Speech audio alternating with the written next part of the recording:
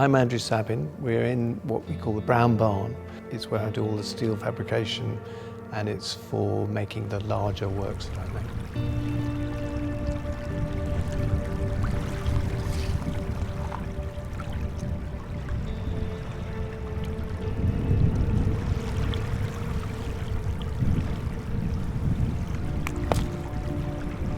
Really, I feel that the formative part of my youth was mucking around on a beach, and a specific beach in Selsey.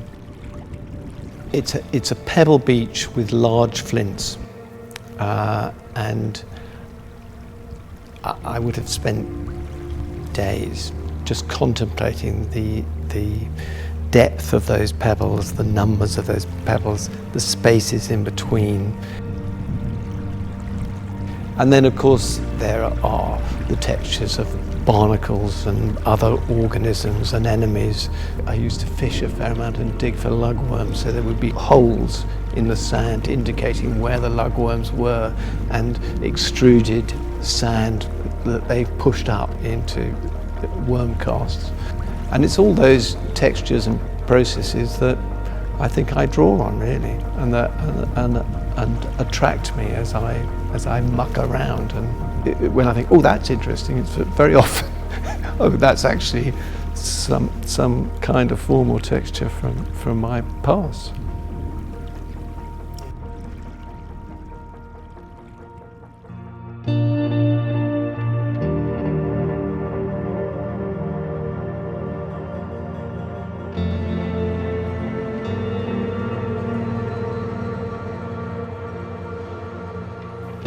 Looping Loop arrives in the city amidst all this smooth architecture, and my first feeling was how very at home it seemed.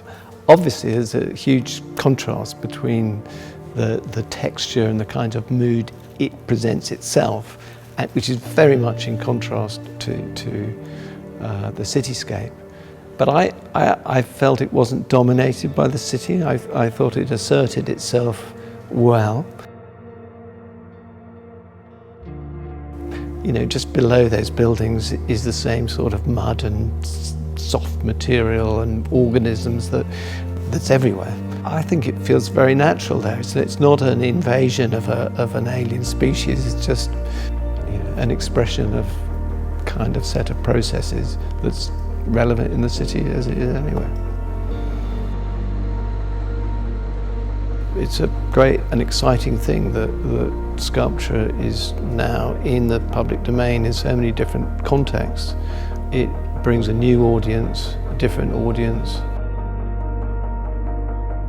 I think sculpture is important, and I think it's engaging, and I think everyone can get something by embracing it, enjoying it, thinking about it. In the public domain, it's just there for people's pleasure.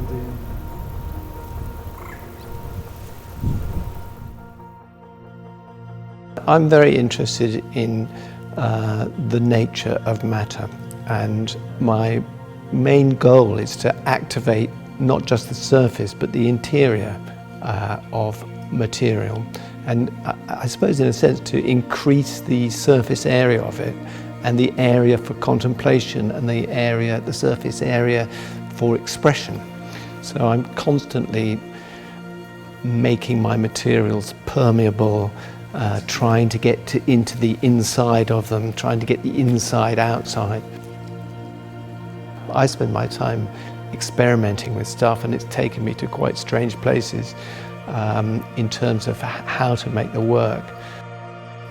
At the moment I'm working a lot with margarine, because I can, a bit like sort of mud at the bottom of a swamp, you can sort of scoop it out, and you know, its behaviour is very rapid and fluid. So I'm making moulds out of margarine and filling with various other materials that I've been inventing to possibly recreate the way, for example, a flint is made in clay.